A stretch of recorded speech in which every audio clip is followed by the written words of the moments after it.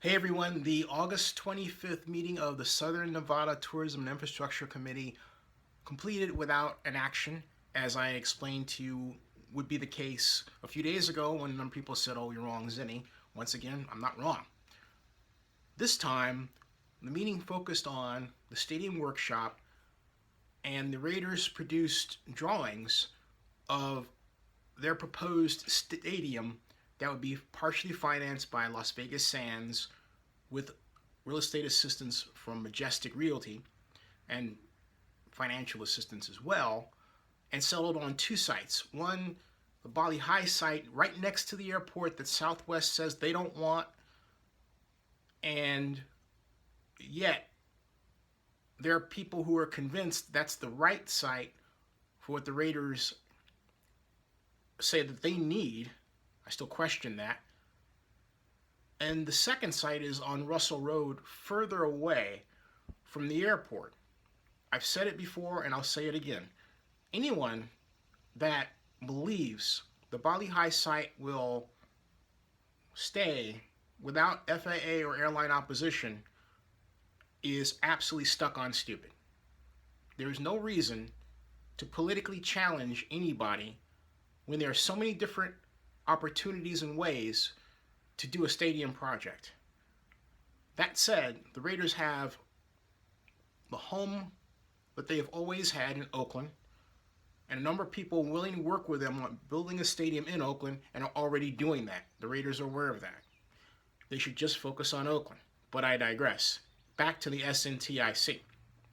The big news coming out of it, as many of you may be aware, is that Andy Aboud, the Vice President of Government Relations for Las Vegas Sands, said point blank that if the public subsidy from the hotel tax over a 30-year period is not granted, they're going to walk. That's it. They will walk. And while Mark Bedane of the Oakland Raiders didn't say anything or didn't echo that, the simple fact that Andy Aboud said it was enough. And by his statement, he and Sheldon Adelson, his boss, the CEO of Las Vegas Sands, have made it absolutely clear that they are the bullies in the room. And the question is, does Nevada, let alone Clark County, have the leadership that will withstand being bullied and say, well, you're going to have to walk because we don't want to do that? That remains to be seen, because Mr. Adelson has spent over $200,000 financing the campaigns, or at least in part, not in total, of people like, for example, the good Steve Sisolak, the chairman of the Board of Commissioners of Clark County. Also, the good mayor, that's right, Carolyn Goodman. But the bottom line is, he has not been the entire funder of their political campaigns. I just want to make that clear. But it is widely known that he, Mr. Adelson and Mr. Aboud, have seeded their money around the state. Also, they've hired a former Democratic operative to help work for them. Now, the other ultimatum that they handed out, proving that they are the bullies, or at least trying to act like bullies, is that they can't wait until after the election to have a Nevada special session. They want one before the election.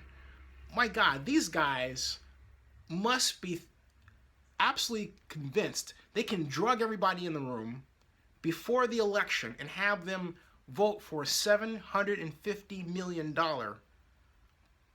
public subsidy to them before the November election. That's absolutely crazy what Las Vegas Sands and Mr. Adelson think they can pull off. They think they can do that, then they think they can defy the FAA. And a number of people say, well, in Los Angeles, they waited for the FAA. Folks, I'm saying this again, there is an enormous difference between Inglewood and its location next to LAX and Bali High and its location cheek by jowl with McCarran International Las Vegas. First of all, Inglewood is not next to, but 3 miles from LAX. That site is 3 miles away from LAX. A. B. Even with that, the FAA said, can you lower the stadium so that it is only as tall as 175 feet? They did that. The Raiders Stadium in the renderings is 300 feet tall. It's the same exact stadium as was in Carson, planned for Carson, with no adjustment whatsoever. None.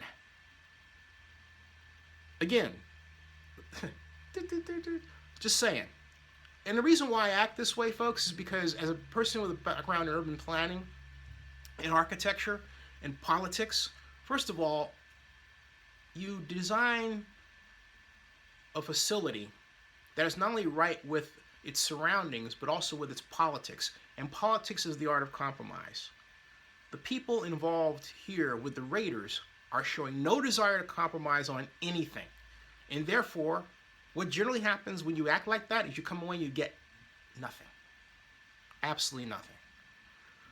Steve Sisolak, the good commissioner, wants an up or down vote on the meeting to be held on September 15th, but Steve Hill, the chairman of the SNTIC, said that they're too far down, they're not at that point where they're ready to do that, which means he wants to drag it out until the end of September 30th and see what happens. Wow. About the only thing that came out of this meeting that was really right was the discussion regarding security. And one of the panelists said, and in fact, that discussion happened before the Raiders people came in, but that discussion focused on the possibility of a terrorist attack in Las Vegas and how ill-prepared the law enforcement people were right now to deal with that. That should be the first focus of the infrastructure committee right now over anything else, given what's going on around the world. They're taking a huge risk. If that happens, you can forget the same kind of tourist flow that Las Vegas has enjoyed in recent years. And with that, you can forget any idea of being able to fund a $750 million subsidy. That would be out the window like that. But that's just me explaining to you the realities of the situation. It's quite clear to me that Mr. Adelson is not interested in reality, only his fantasies and what he wants. Stay tuned.